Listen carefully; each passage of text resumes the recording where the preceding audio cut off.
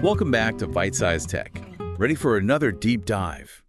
We've got a fascinating batch of articles today, all about some pretty cutting-edge tech that's shaking things up right now. Oh, yeah. Everything from launching satellites, AI in restaurants, and we even have quantum computing this time around. Think you're ready to unpack all that? Absolutely. Let's get into it. Okay, so first up, space. Hmm. Launching satellites used to be this huge multi-year project. Oh, yeah. But there's this company, LOFT, that's saying they can do it in just months. It's not just talk, though. They're already doing it. They've secured over $300 million in funding, and they've got contracts worth, get this, $500 million. Whoa. With over 30 satellites ready to launch, they're a real player in the space game. Wow, yeah, that's not your average startup for sure. But what really got me was this whole cloud in orbit thing. They're basically saying you can update satellites remotely, just like you'd update software on your phone. Right. And that's a total game changer because you got to think about it. Usually you launch a satellite and that's it, right? Yeah. But with what LFT is doing, you can constantly improve them. You can make communication networks stronger, defense systems more robust, even climate monitoring more precise. So it's not just about speed. It's about control and flexibility once they're up there. What do you think this means for countries that, haven't been able to launch their own satellites? It's huge for them. Yeah. This idea of space sovereignty is what LFT is all about. They're partnering with the UAE to help them build their own space capabilities, giving them more independence and control. That's incredible. Suddenly, space isn't this exclusive club. It's open up like never before. But what about the big guys, like SpaceX? Where does LFT fit in with them? That's an interesting point. SpaceX is focused on reusable rockets and human spaceflight, that kind of thing. Yeah. But LFT is really carving out their own niche. They're making satellite deployment faster, more affordable, more flexible. They got it. They're filling a very specific need in this whole evolving space industry. All right, let's come back down to earth for a minute. You sent me some articles about AI in restaurants. At first, I pictured robot waiters, Oh, yeah. But I'm guessing it's more complicated than that. For sure. Restaurants work on super tight margins, so AI is there to make them more efficient, not replace people entirely. So how is AI helping? What are the big things it's tackling? One of the toughest parts of running a restaurant is figuring out how much food to prep, how many staff you need, and not running out of ingredients. Yeah, I bet. It's a constant balancing act. So AI steps in, crunches all the data, helps make smarter decisions. Exactly. There's this platform, Pasty AI, that actually uses cameras and algorithms to keep an eye on the kitchen.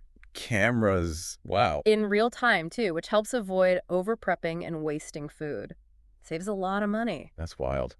But how are the workers reacting to all this? Are they pushing back? I mean, some folks are hesitant at first, sure, but they come around once they see how these tools can make their jobs easier, Smarter reservations, automated schedules, even AI that helps understand what customers want. It frees up staff to focus on better service and making the whole dining experience better. I see. So it's not taking their jobs, it's helping them do their jobs better. Exactly. It's all about using tech to make things better for both the business and the employees. Okay, I like that. All right, so we've talked space, we've talked restaurants. Now, get ready for this. We're going into the world of quantum computing. There we go. You sent some articles about this company, D-Wave, and they're doing some really interesting stuff. Yeah, what's cool about D-Wave is that they're not just talking about the future of quantum computing, they're actually using it to solve real problems right now. Really? Yeah. The articles mention something called quantum annealing. What is that exactly? Okay, so think of it like this. Imagine a giant, really complex maze, and you need to find the shortest path through it. That's the kind of problem quantum annealing is perfect for. It's a specialized tool for very specific challenges. So it's not like that all-powerful, do-everything quantum computer we see in the movies? No. That kind of quantum computer, the gate model, it's still a ways off. D-Wave is taking a more focused approach getting results right now. Okay, so what kind of results are we talking about? The articles mention some big names are using this tech. Oh, yeah. You've got companies like NTT Docomo, a huge telecom company in Japan. They're using D-Wave to make their cell towers run better, 15% better. Oh, cool. And then you've got MasterCard, Patterson Food Group, using it to solve these super complicated problems that regular computers just can't handle. So improving cell service, making food distribution smoother, it sounds like a pretty wide range of uses. Yeah. But I'm curious, for a technology this advanced, what role does government funding play? Government funding is super important for any new technology, especially something like this.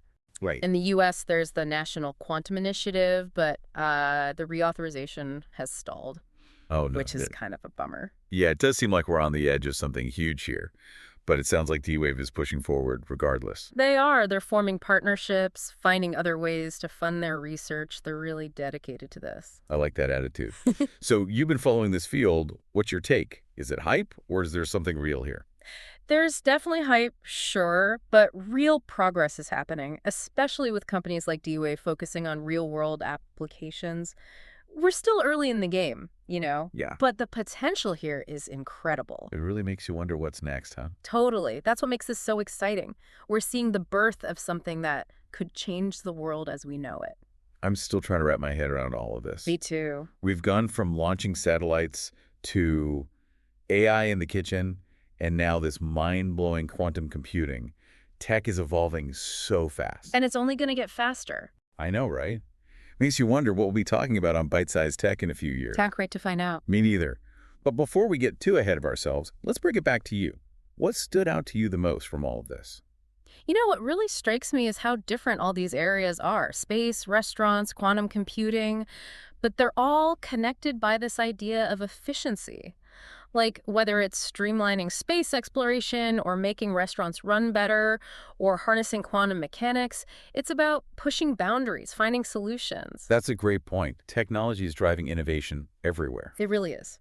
And it's not just about doing things faster or cheaper. It's about finding smarter, more sustainable ways to work, which helps everyone. So how does all of this affect us as individuals?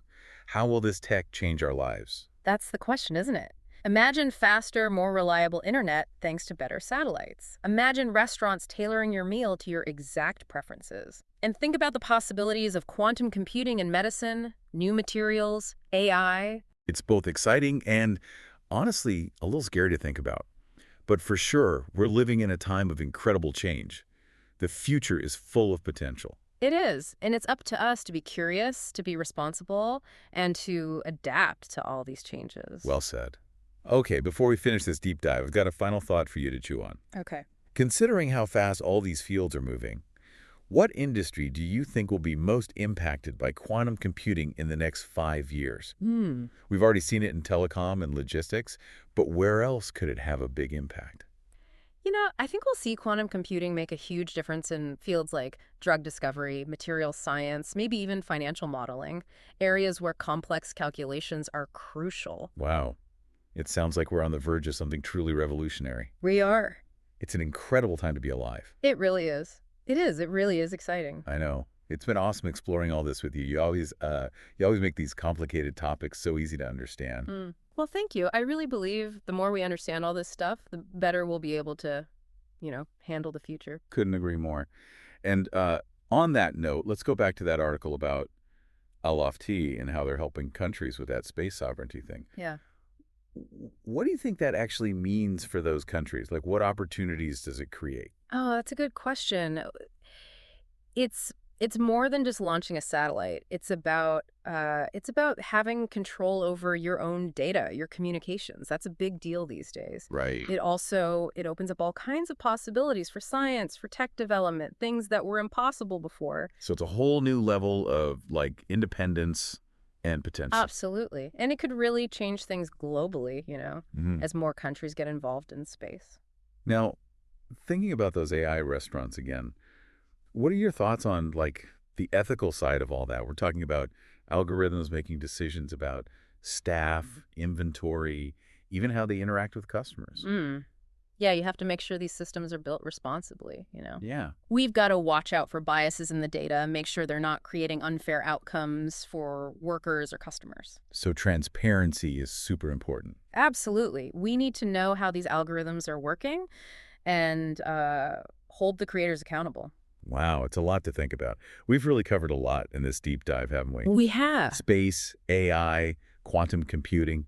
It's amazing to see how technology is changing everything. Yeah, and we're just getting started. It's only going to get more intense. Well, thank you so much for joining me on this wild ride through all the latest tech. It's been a really fun conversation. It's been my pleasure. Always great chatting with you. And to all our listeners out there, thanks for tuning in to Byte-Sized Tech. If you enjoyed this episode, be sure to like, comment, share, and subscribe for more fun tech discussions. See you next time.